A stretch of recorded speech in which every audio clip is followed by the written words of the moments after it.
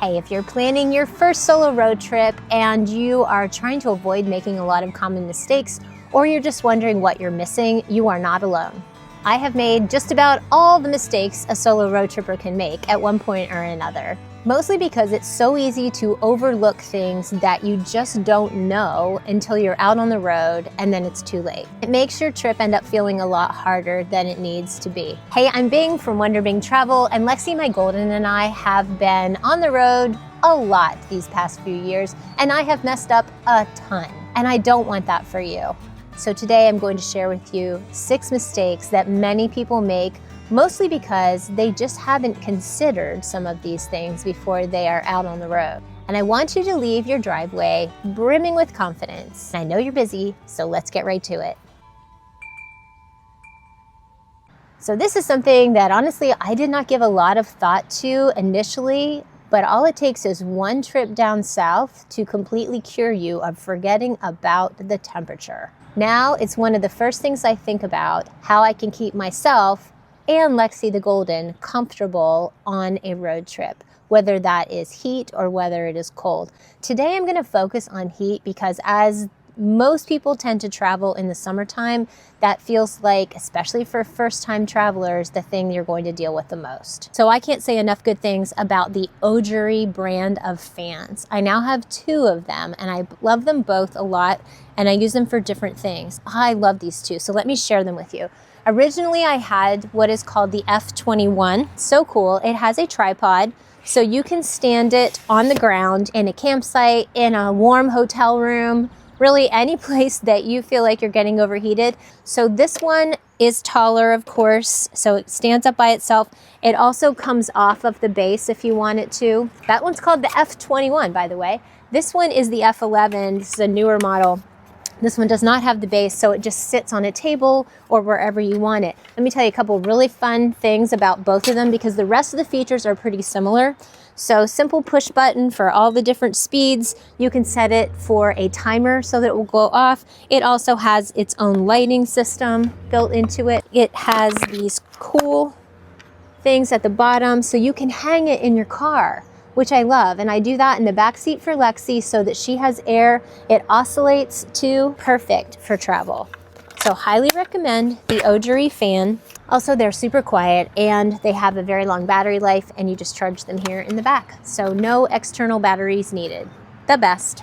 The links are in the description below. You can either pick it up on the Ogery website or through Amazon.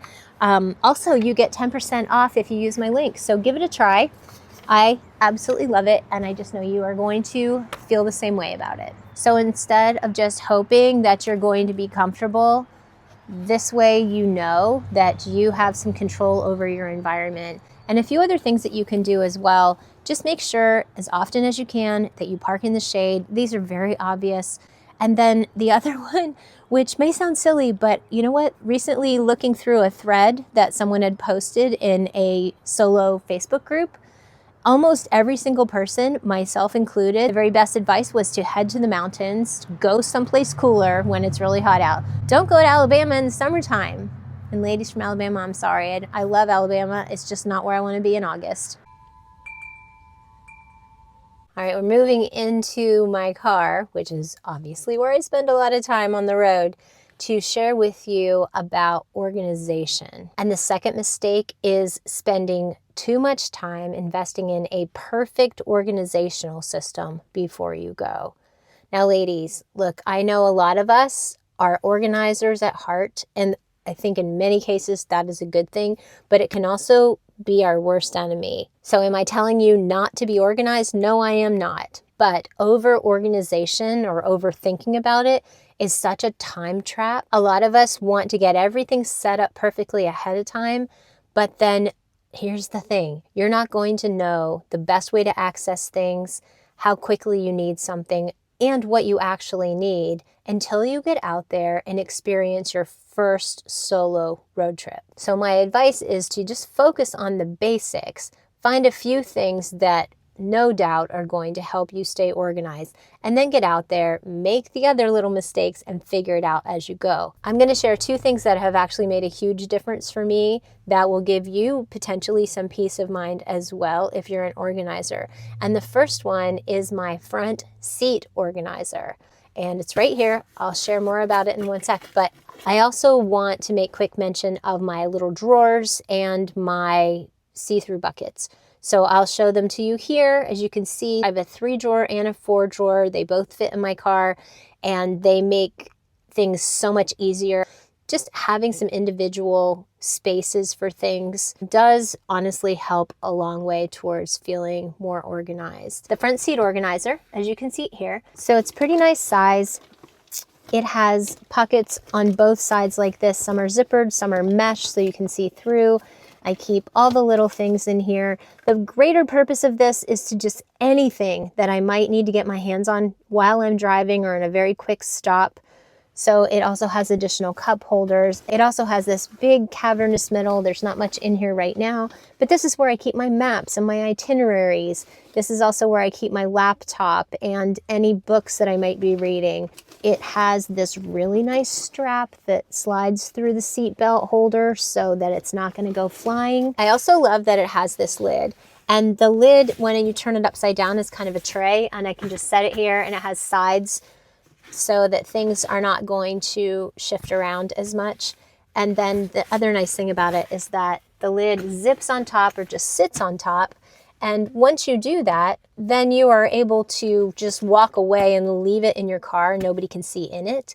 And then it also has a really nice shoulder strap.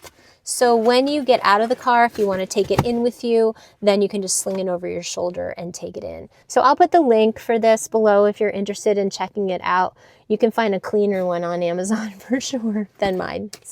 But I do love it. So if this is you, where you are just starting out with solo travel, more questions than answers, and you just need a little bit of extra help, then please check out my Going Solo Quick Start Guide. It's a free resource that I put a lot of time into creating for women and guys too, who want to start and aren't really quite sure how. So I will put the link below. Feel free to check it out. This third mistake is something that I think about every road trip that I take, and it is food. Too much food or too little food? That is the question. And it is one that I'm not sure I am ever going to completely solve. But it is something that I think it's a mistake not to think about it before you go. So when I say that, what I'm thinking about is too much usually is when you err on the side of prepping all your own food and you just overdo it and you end up throwing a lot of things away. So it's really hard if you've not done it before, but try to manage things in a way knowing that you're probably going to eat less than you think. And then the flip side of that is if you're not food prepping and you're just going to be eating out, then maybe you're not thinking enough about some things that you need to take that have a little bit of a longer shelf life, and certainly lots of good snacks, because what is a road trip without great snacks? Drinks are also a factor there. So think through your food, don't obsess about it, but find your space between, are you going to be somebody who's doing a lot of meal prep or not very much, and then plan accordingly. I travel with 2 coolers. My upfront cooler is an REI cooler that is just a soft cooler. It sits on the floor of my front seat, and I have had this for a long time. It keeps food cold for a few days with the right cooler inserts. And then I have an Arctic cooler that I keep in the back. This is more for food that I don't need all the time, and I try to keep it super cold. And I think it's really important to have good freezer inserts. So I have a few different kind. I have these Cooler Shock ones that I like. This has been in here for 3 days now, and it is still very cold. It's not frozen anymore, but it's very cold. And then the other one that I really like, which is a little bit more malleable, are also made by Cooler Shock, and these come in a lot of different sizes that I like those as well. Ooh, that's super cold. So think through how you're going to keep your food cold and how much food you're going to take. It's a mistake not to. If you're traveling with your dog, like I do, then food is something you have to think a little bit more about, but for them. And this is where, for me, BJ's raw dog food comes in. I've learned many years ago that kibble is not good for dogs. It is just processed food. And why would we give our dogs processed food every day? We know not to do that to ourselves, so why would we do it for dogs? So BJ's Raw Pet Food has been such a lifesaver. They are a company that believes that to feed like nature intended. So everything in this bucket is either fresh meat or fresh vegetable or fresh fish. And they prepare it in a ground form for you. It makes it super easy to feed your dog. And when you're on the road, you can also use the freeze-dried version, which is really great, super lightweight. And you just mix it with a little bit of brome broth or something similar, and you have a very happy pup. So when you're traveling with your dog, you got to think about food for you, but also food for your pup. You don't have to take my word for it. Obviously, Lexi loves it. And you can get 25% off your entire BJ's Raw Pet Food order using the link below. All right, the next thing that is a mistake that a lot of people make is not really considering their connectivity while they're on the road. And this can mean a lot of different things. So what I'm talking about is how you're going to stay connected to your loved ones, how people are going to know where you are, how much do you want people to know where you are. Really think through this ahead of time. What is your level of connection that you want to have? And then how do you make that happen? So for example, on your phone, do you have Find Your iPhone or Find Your Phone set up so that your location can be detected by people? Do you have a specific day or time that you're going to check in with people? And that type of thing. And then do you have a plan for when you may be off the grid? What are you going to do in those cases? I've done a few videos on this type of thing, and I'm going to put one right here for you. So please check this one out. And it gives you a lot of the things that you can do on your phone to help you stay better connected and to really provide a level of comfort for yourself. And it's just about thinking through it. At the end of the day, you just really want to have peace of mind about whatever your plan is. And it's just about really having a plan. This really leads to the concept of feeling safe on the road. And a lot of that can be related to connectivity. So if it's something you want to dive deeper into, then you might want to check out my book, There's Wonder Around the Bend. It's an inspiring guide to solo road tripping, and I wrote an entire chapter on safety, and it really does do a deep dive into all the ways you can create a safer space for yourself and just feel much more confident when you're on the road. Link below. Okay, I'm going to keep rolling here. This is one that people definitely don't think about because how would you even know to think about it? And it's about how you're going to feel internally once you get out there. Because let's face it, you can plan all the logistics, you can pack all your food, you can pack all the things, and then you get out there and you're really on your own. And for some of us, that's super exciting and fun. For others, all of a sudden there is a moment where you're just like, what the heck am I doing? Are you prepared for how to navigate that when it happens? And I will say that it pretty much happens to everybody at some point or another, and it usually sneaks up on you. But that first night on your first road trip, if you're not feeling ecstatic and like, I can't believe I did it, then you're probably going to have some trepidation and feeling of like, what am I doing?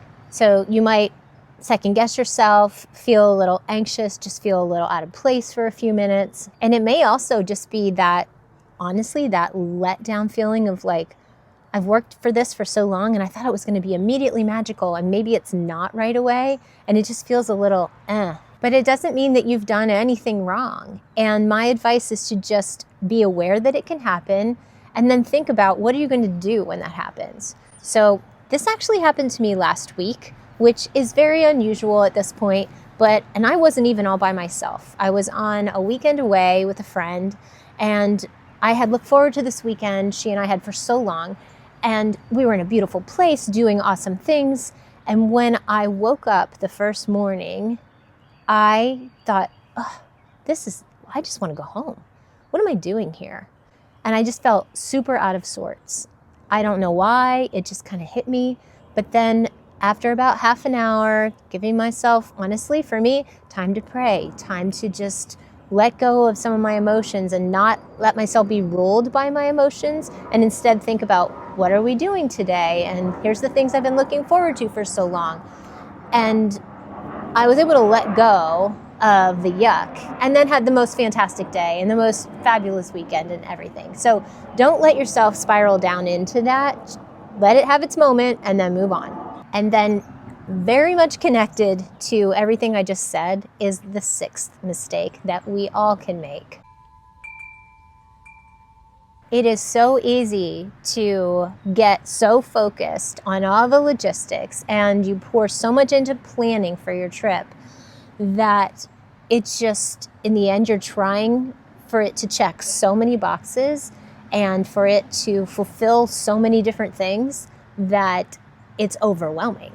And then it really isn't fun. When that happens, you either get blindsided by a lot of emotions that you didn't see coming, which was number 5, or you just get so overwhelmed with everything that you've done that you are exhausted by the time you get out there, and that's also not fun. So my advice for that is don't let yourself get overwhelmed by all the things. Planning is super helpful, but really guard yourself against over planning. It's all really a balancing act, and it's one that you have to kind of navigate for yourself. You can have lots of advice and lots of good insight, and I'm hoping that I can provide a lot of that for you, but at the end of the day, it's what really feels good and works well for you. If you have a perfection personality, please ditch that, because you will be disappointed if that is your bar for this.